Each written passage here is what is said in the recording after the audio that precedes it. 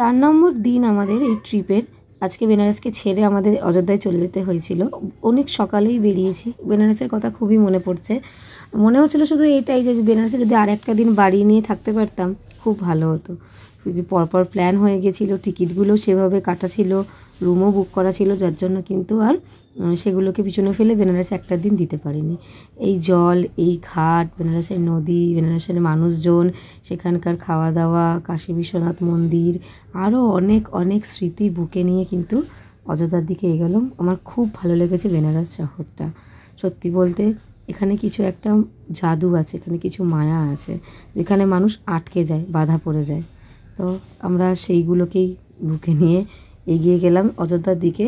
আমাদের ট্রেন ছিল অযোধ্যায়, ট্রেনটা মিস হয়েছে, নিজের থেকে ওনারা ক্যান্সেল করে দিয়েছে। তো আমরা বাস ধরেছিলাম, তাই জন্যে কিছু ক্লিপ তোমাদের সাথে শেয়ার করি। এটা হচ্ছে আমাদের আগের দিন দারভাঙ্গা ঘাটের ভিডিও। কলকাতার ঘাটে আমাকে চোখ দেখি, আমরা কলকাতার ঘাটে বসে বসে ম্যানিফেস্ট করছিলাম বেনারসের ঘাটে। আজকে আমরা না গো, দারভাঙ্গা ঘাটেও ভুল বলছি। আমরা কলকাতার ঘাট থেকে হাঁটতে হাঁটতে প্ল্যান করে হাঁটতে হাঁটতে দারভাঙ্গা ঘাটে বেনারসে চলে এসেছি। আমরা এখানে তোমরা নাজারাটা দেখো, কি সুন্দর কি সুন্দর। এই নাজারা তোমরা আর পাবে না। মানে লাইফে তো জীবনে মানুষ অনেক টাকা কামাবে, টাকা জমিয়ে কোনো কাজ হবে না, ব্ল্যাক মানি হবে, উই ধরে যাবে, ব্ল্যাক মানি হবে।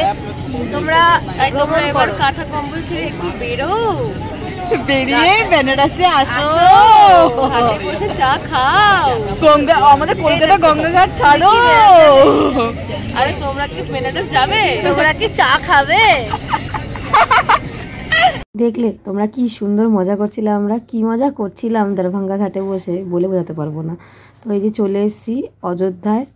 অনেক অনেক ভোরবেলা বেরিয়েছিলাম। এটা যদিও বেরানোর দিনকে আমি তুলেছি, কিন্তু আমরা বাস করে এসেছিলাম। বাসে 450 টাকা ভাড়া নিয়েছে এবং ভোরবেলায় বেরিয়েছিলাম, তাই 9টার মধ্যে পৌঁছে গেছি। আর এটা রাম মন্দিরের বাইরের ভিডিওটা। রাম মন্দিরের 2 কিলোমিটার আগেই ফোন, ব্যাগ সব জমা দিয়ে দিতে হয়, তাই তোমাদের আমি একটু বাইরে থেকে শেয়ার করে নিচ্ছি ঠিক কতটা ভিড়, একবার দেখে নাও। তবে আমার রাম মন্দির ভীষণ সিস্টেমেটিক লেগেছে। রামলালাকে খুব ভালোভাবে আমরা দর্শন করেছি, মন শান্তি হয়ে গেছে। রামের জন্মভূমিতে এসে জীবন সার্থক মনে হচ্ছে। আর দেখো, সেই সকালে গেছিলাম, সন্ধে হয়ে গেছে। এবার এখানে এই যে আমাদের ভিআইপি টিকিট করা ছিল, যার জন্য বেশি সময় লাগেনি। তো রাম মন্দিরের পাশেই একটা মন্দির ছিল, দুর্গা মন্দির নাকি মন্দির ভুলে গেছি এখন। তো ওই মন্দিরটা অনেকটা ওই তামিলনাড়ু, অন্ধ্রপ্রদেশ ওই মন্দিরগুলোর ধাঁচে তৈরি। খুবই ভালো লেগেছে আমাদের, খুবই ভালো লেগেছে। মন্দিরগুলো সুসজ্জিত এবং ভীষণ পরিষ্কার, আর সবথেকে বড় কথা সিস্টেমেটিক। এই যে আমরা রাম মন্দির দেখে ওই মন্দির কমপ্লিট করে আমরা আবার একটু এগাচ্ছি। আশেপাশে আছে সংকটমোচন হনুমানজি, তারপর অনেক অনেক মন্দির আছে যেগুলো আমরা একটু পরিদর্শন করব ঘুরে ঘুরে। যেখানে অ্যালাউ করছে আমরা দেখাবো, যেখানে অ্যালাউ করছে দেখাবো না। অনেক এখানে রাজবাড়ি আছে, তারপর বড় বড় ঘরানা আছে।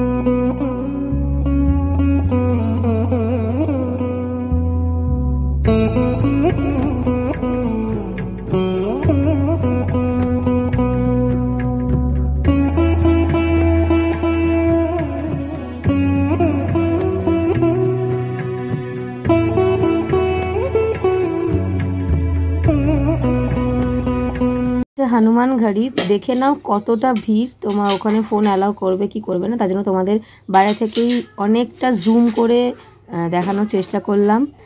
হনুমানজির দর্শনে তোমাদের সবার সংকট দূর হোক, হনুমানজির কাছে তোমরা যা চাও সব যেন পাও। তো আমার এই আজকের ভিডিওটা কেমন লাগলো অবশ্যই জানিও, এবং আমাদের অযোধ্যা জার্নি এখানেই শেষ করলাম।